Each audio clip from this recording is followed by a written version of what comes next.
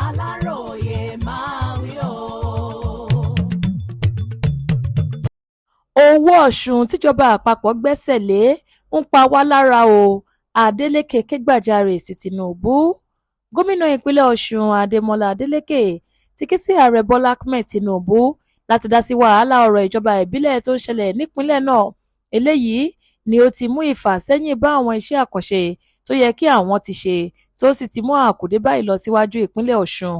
Nínú ọ̀rọ̀ tí Adeleke bá gbogbo àgbáyé sọ láìpẹ́ yìí, iná ló ti sọ wípé kò bójúmu bí ẹgbẹ́ òṣèlú All Progressives Congress ṣe ń lo ọwọ́ agbára ìjọba àpapọ̀ lé ìjọba òun lórí.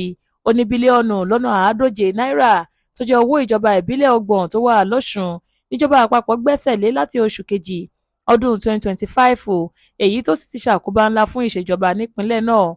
Adeleke ṣàlàyé pé kò sẹ́ni tí kò mọ̀ wípé ìjà ẹbí làwọn alága àti kánsẹ́lọ̀ ẹgbẹ́ òṣèlú APC Ọ̀ṣun jà pẹ̀lú bí wọ́n ṣe jókòó sí sẹkítẹ́ríàtì ìjọba ìbílẹ̀.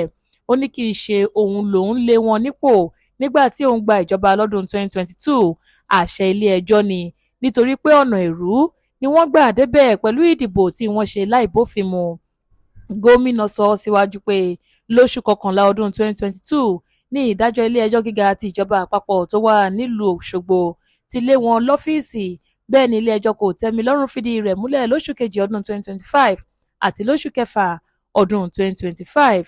Gẹ́gẹ́ bí ẹni tó bọ̀wọ̀ fún òfin àti ìdájọ́ ilé ẹjọ́, Adeleke sọ wípé ṣe ló yẹ káwọn èèyàn ọ̀hún gba ohun tí kò tún sọ, ṣùgbọ́n dípò bẹ́ẹ̀ ṣe ni wọ́n lẹ̀dí àpò pọ̀ mọ́ àwọn alágbára kan níjọba àpapọ̀ tí wọ́n sì gbẹ́sẹ̀ lé owó kánsù.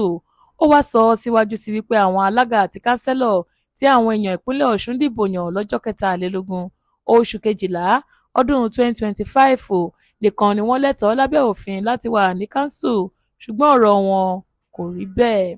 Ní kòríta yìí, mo fi tọ̀wọ̀tọ̀wọ̀ ké sí ààrẹ Bọ́lá Ahmed Tinubu láti dá sí ọ̀rọ̀ yìí. Mo sì fẹ́ fi dá àwọn èèyàn mi nípínlẹ̀ Ọ̀ṣun lójú pé ààrẹ kò mọ̀ sí ìwà ìbọ̀wọ̀ fún òfin tó ń ṣẹlẹ̀ lọ́ṣùn. Mo rọ gbogbo àwọn ọmọ Nàìjíríà láti rí ohun tó ń ṣẹlẹ̀ sí wa lọ́ṣùn yìí gẹ́gẹ́ bí ìpèníjà ńlá fún ìjọba tiwantiwa àti fífi ọwọ́ ọlá gbani lójú. Ogun ńlá ni wọ́n gbé ti ìjọba ìbílẹ̀ wa. Mo sì ké sí gómìnà àná lọ́ṣùn Gbóyèga Oyètọ́lá pé kó tú okùn lọ́rùn wa kó jẹ́ kí a rí mú mi o. Florence Babasola ló ṣe àkójọpọ̀ ìròyìn yìí.